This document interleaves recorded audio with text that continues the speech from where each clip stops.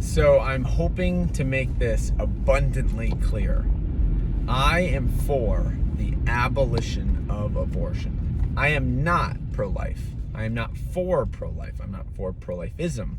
I'm not for what the pro-life organizations push as they push for policy. I am for the abolition of abortion. In fact, I call out against pro-life movement and what the pro-life goal is. And that's what I want to get into. I want to get into what's the difference between the two. And I am abolition because the ultimate goal of abolition is completely different from the ultimate goal of pro-life.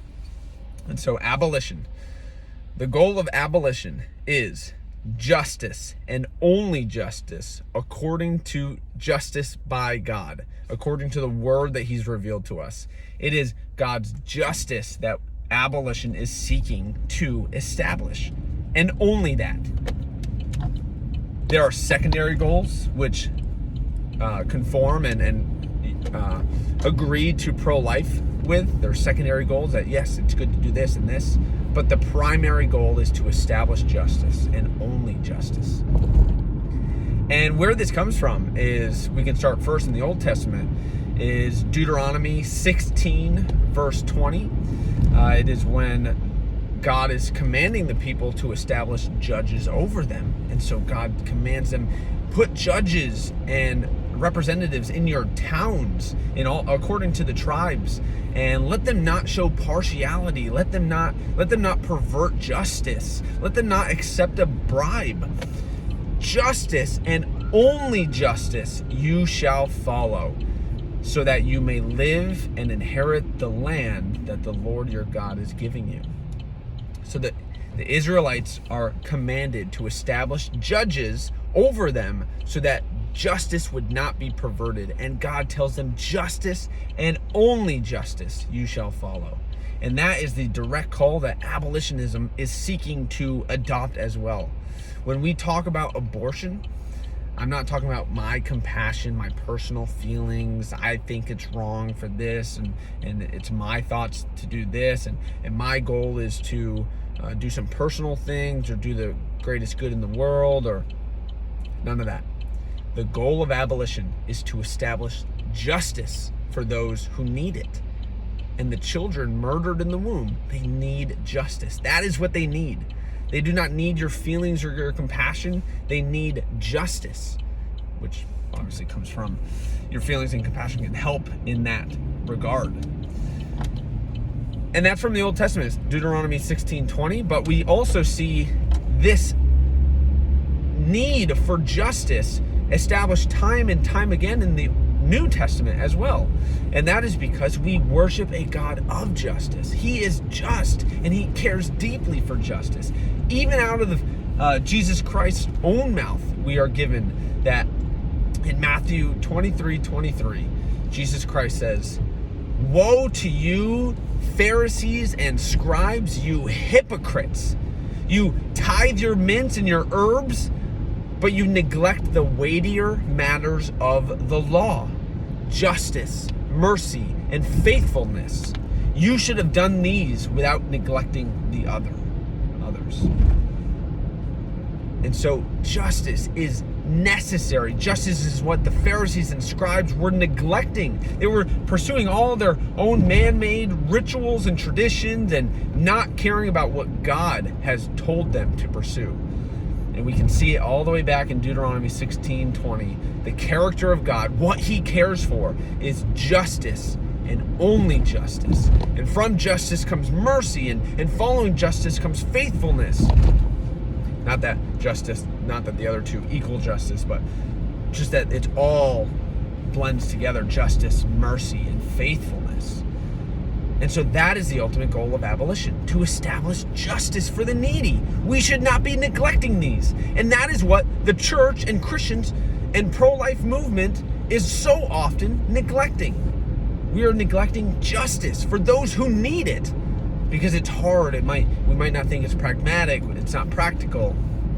And that is why I'm for the abolition, though, because the ultimate goal is in pursuit of worshiping God and loving God with our heart, mind, and soul, by seeking his justice according to his will.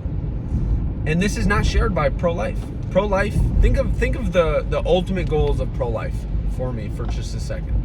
And you probably landed on a couple, maybe vote Republican, maybe do better things in the world, feel good about it. But the ultimate goal that I would say, that you might agree with, that is the ultimate goal of pro-life, is save the most amount of children, save the most lives. And that's a good goal.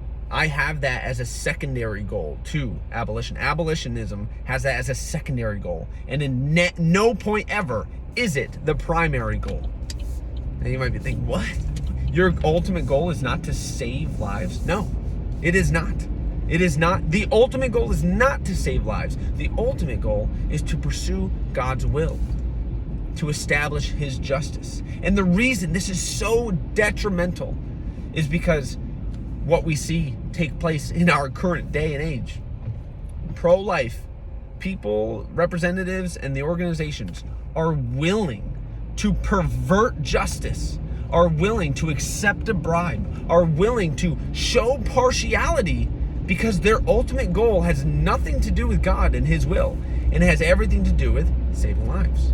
And so if you can save a life and pervert justice or show partiality here, and your ultimate goal is to save lives, then you will do that. And that is what we see take place nowadays. We see heartbeat bills. We see acquitting the guilty. When pro-life passes a law, they pass iniquitous laws that say, hey, you can only murder children up until the point they have a heartbeat. And so all the children before that have been shown partiality, for their lives have not been given the value it has created by God. And pro-life has passed an iniquitous law that establishes murder in the law, and that is partiality. That is perverting justice, right? You see acquitting the guilty when they say those who murder when a mother murders her child via abortion. My phone ran out of storage space, but I fixed it. So no justice will be brought against that mother who murders her child. That is what pro-life laws pass. They say, no, if you murder your child, we will not pursue against you. We will not establish justice for the needy. We will pervert justice. We will show partiality. We do not care for God's justice. We do not care for God at all. God is a secondary thing to us. Our ultimate goal is to save lives. And in pursuit of saving lives, they are willing to sin. They are willing to go against God and his commands. And that is why I'm not for pro-life. I am for, if I truly believe there's a God over all creation who is so heavily involved in his creation that he sent his son, Jesus Christ, down onto the earth to live as a human, to take in human nature and live as a human perfectly and die for us on the cross. If I believe that God did that and that is who God is, then I should care deeply for what God is trying to do and establish here on earth. His will be done.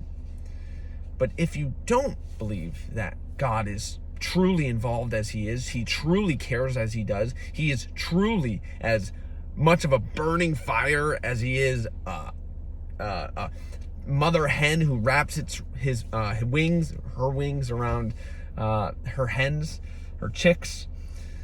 If that is not what you believe God is, then yeah, saving lives would be a good goal. You just want to save lives.